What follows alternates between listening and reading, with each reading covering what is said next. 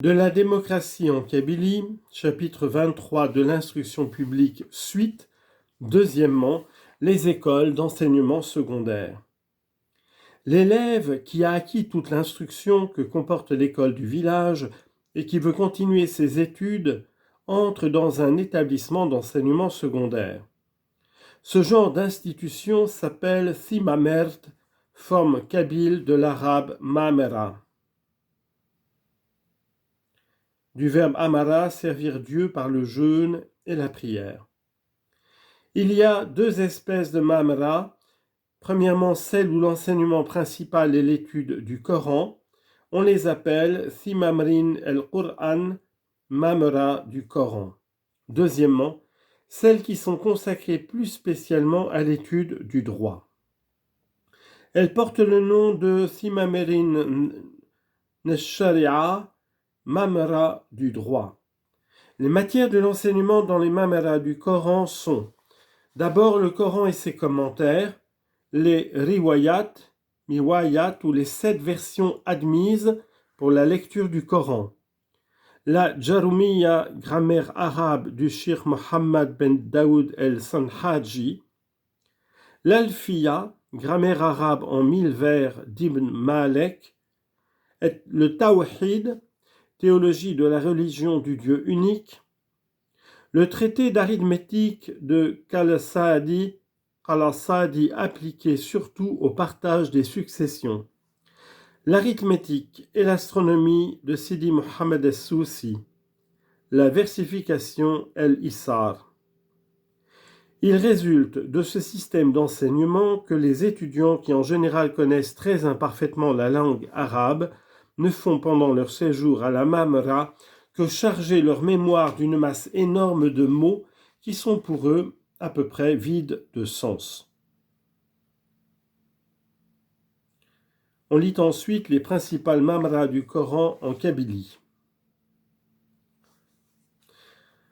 Dans les mamras de droit, le programme des études comprend le traité de jurisprudence de Sidi Khelil, qui fait autorité dans le rite malékite, auquel appartiennent presque tous les habitants de l'Algérie.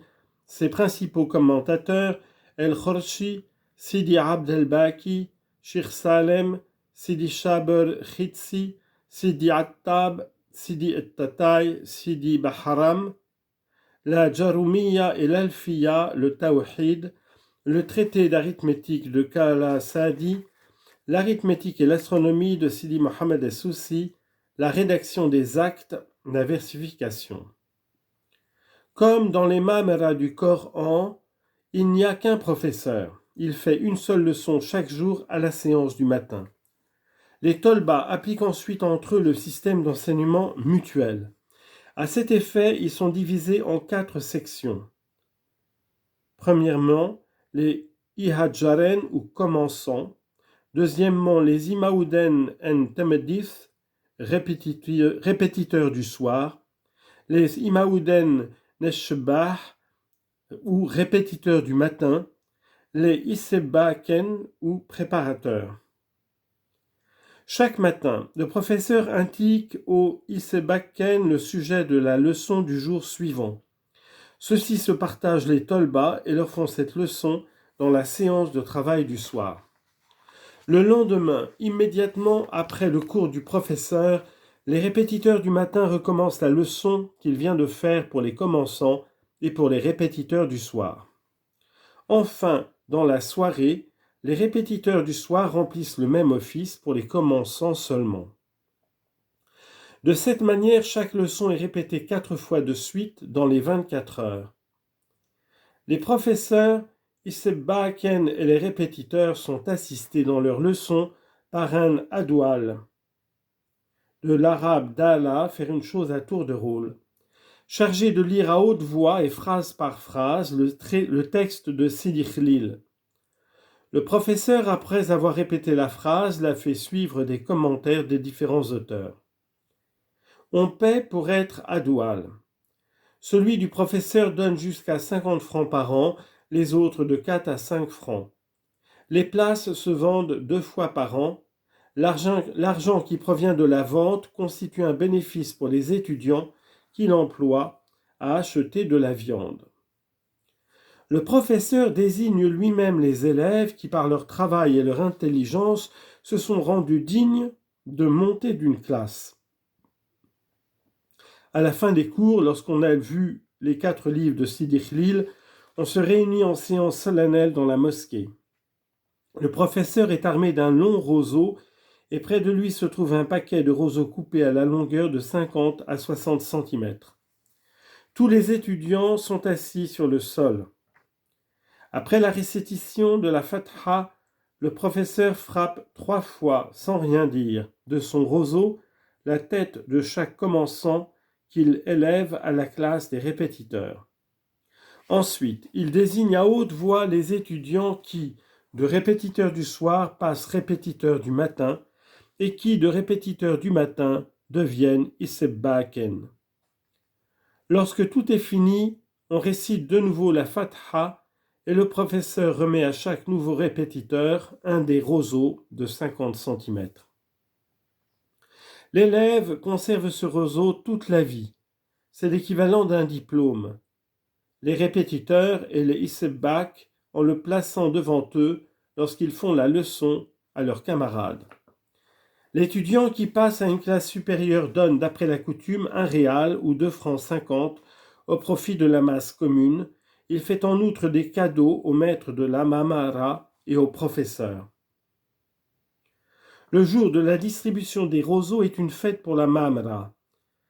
Les commençants forment un sof, les répétiteurs et les isebbaken un autre, et la journée se passe en jeu, en lutte et en exercice d'adresse.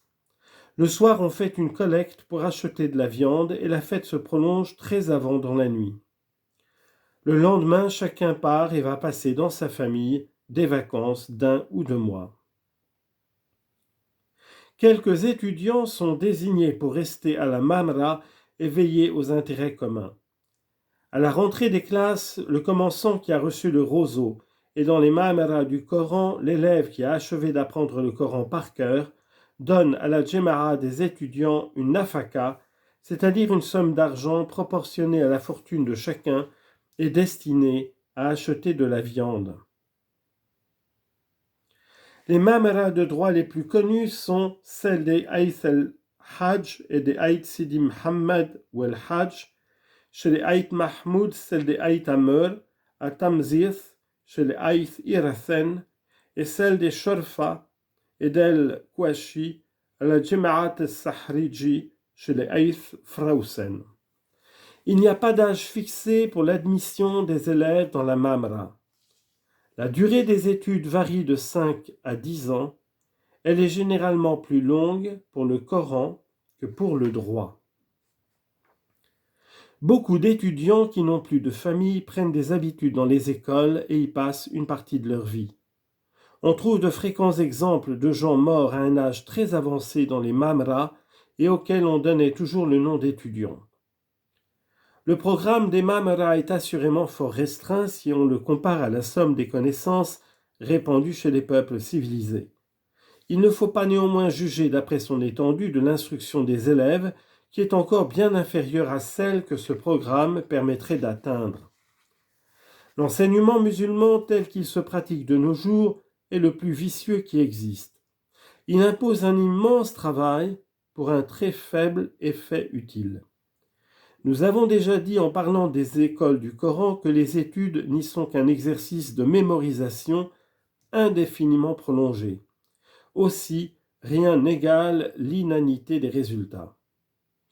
Prenez des jeunes gens qui ont passé 10 ans de leur vie à apprendre le Coran. Ils le récitent d'un bout à l'autre sans transposer une syllabe, sans oublier l'intonation d'une voyelle. Ils connaissent les variantes admises et peuvent au besoin citer de mémoire l'opinion de plusieurs docteurs au sujet de chacune d'elles. Mais si vous leur demandez ce que signifient les paroles qu'ils débitent avec tant d'assurance, vous êtes très étonné de voir qu'ils n'en comprennent pas le sens. Ils ne s'en sont même jamais préoccupés. Il en est de même pour les autres parties de l'enseignement. La plupart des étudiants savent par cœur la Jurumiyya, l'Alfiya et le Dhobt. Ce livre enseigne la manière de placer les signes indiquant les sons voyelles qui distinguent les cas des noms, les personnes et les temps des verbes.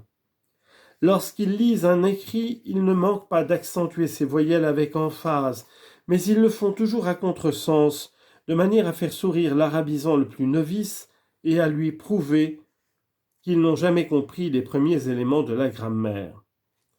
Quant à l'arithmétique, il n'existe certainement pas en Kabylie un seul des hommes réputés savants qui en connaissent les 4 opérations fondamentales. On peut juger par là ce que doit être leur science en fait d'astronomie. Dans l'étude du droit, la mémoire joue un rôle un peu moins grand, mais sans profit pour l'intelligence et le raisonnement.